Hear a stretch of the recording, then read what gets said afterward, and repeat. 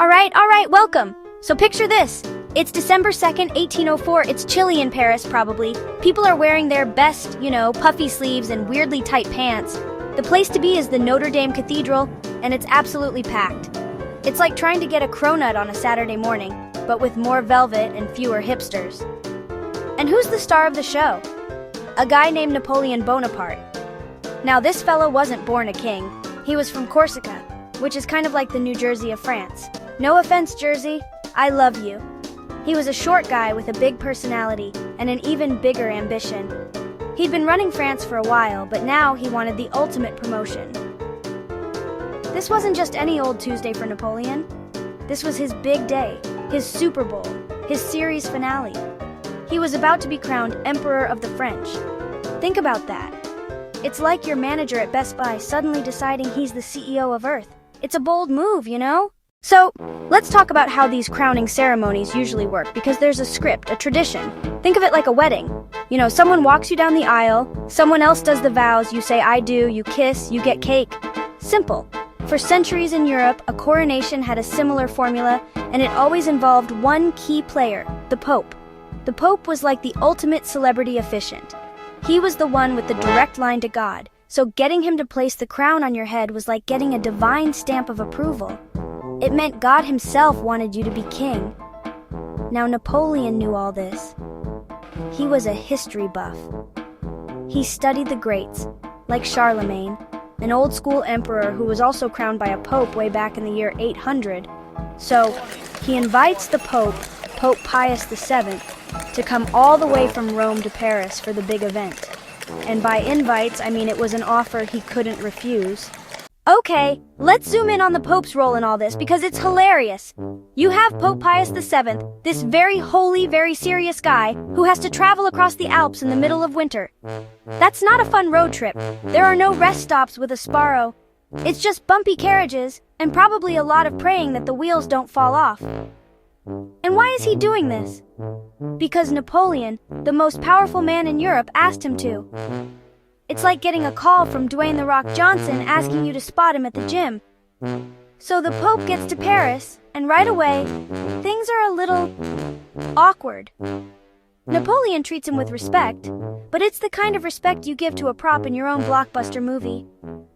The big moment arrives. The Pope does his part of the ceremony, he says the prayers, he anoints Napoleon with the holy oil.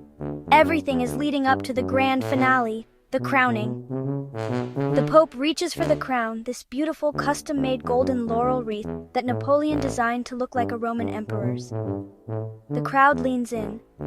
This is it. And then, Napoleon takes the crown from the Pope's hands.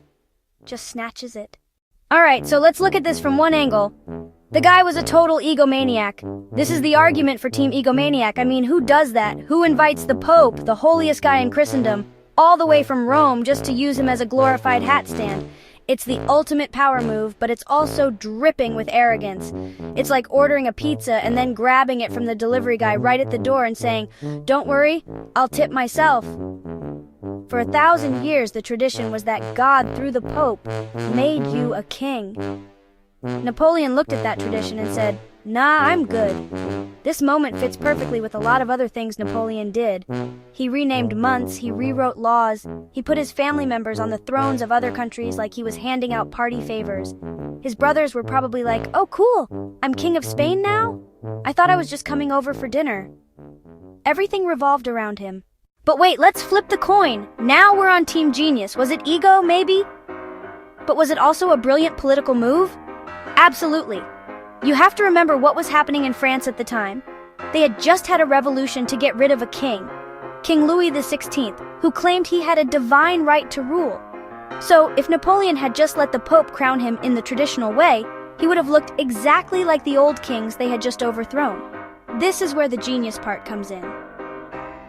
By crowning himself, Napoleon performed a masterful political balancing act. On one hand, by having the Pope there, he was linking himself to the grandeur and stability of the past. But on the other hand, by taking the crown himself, he was honoring the spirit of the revolution. He was the Emperor of the French, not the Emperor of France, a subtle but huge difference. He was the people's emperor. It was a message tailored for everyone. To the royalists and conservatives, he offered stability and religious approval. To the revolutionaries, he offered a self-made leader whose power was earned, not inherited. Okay, let's get into some of the fun behind-the-scenes details of this coronation because it was a wild event. First off, the cost. This party was expensive, like buy a private island expensive. Napoleon also had the entire interior of Notre Dame redecorated. They put up fake walls and arches to cover up the Gothic architecture, which he thought was old and ugly. Here's another great one. Napoleon's mom, Letizia Bonaparte, was famously angry with him over a family squabble and refused to attend the coronation. But Napoleon was obsessed with his image. He couldn't have a painting of his big day without his mom there. So he ordered the official painter, Jacques-Louis David, to paint her in anyway. She was literally photoshopped into history. And what about the crown itself? It wasn't a traditional spiky king's crown. Napoleon had it designed as a golden laurel wreath like Julius Caesar would have worn. But here's the funny part. Apparently, it was really heavy and uncomfortable. Finally, the whole event was incredibly long. It lasted for hours in a cold, unheated cathedral in December. People were freezing, they were hungry, and they were probably bored out of their minds after the first couple of hours of Latin chants. So Napoleon puts the crown on his head. The crowd cheers, or maybe they were just cheering because it was finally over and they could go get some food. What happens next? Well, this coronation wasn't just a one-day party.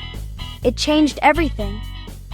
It cemented Napoleon's power in a way that being first consul never could. He was no longer just a general or a temporary leader. He was the emperor. This act sent a massive shockwave across Europe. The other monarchs, the real blue-blooded kings and emperors of Austria, Russia, and Prussia, were horrified. To them, Napoleon was just some upstart, a nobody from a small island who had gotten lucky, and now he was calling himself an emperor, putting himself on their level? It was a total insult. It basically guaranteed that they would keep forming coalitions to try and take him down. Inside France, the coronation had a huge impact too. It created a whole new system of nobility. Napoleon started handing out titles like Prince, Duke, and Count to his top generals and administrators. It was the ultimate employee rewards program.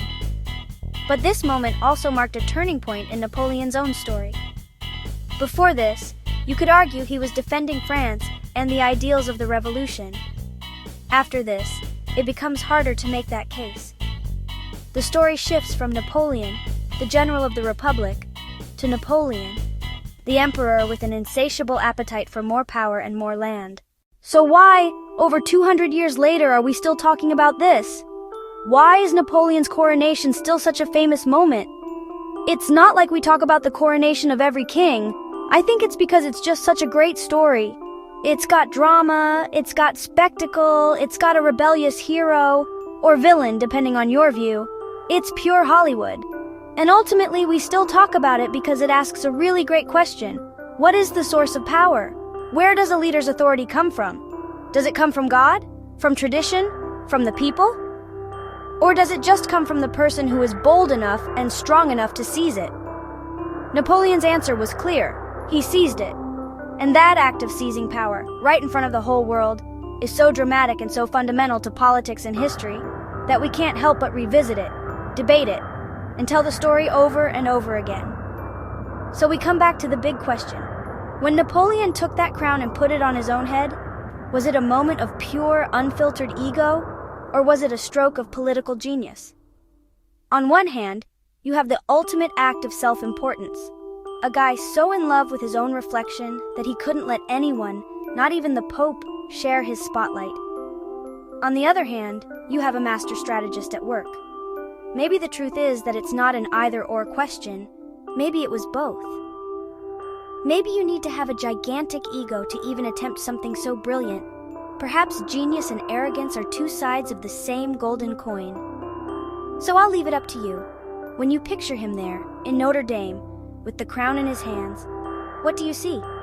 A man so full of himself he's about to burst?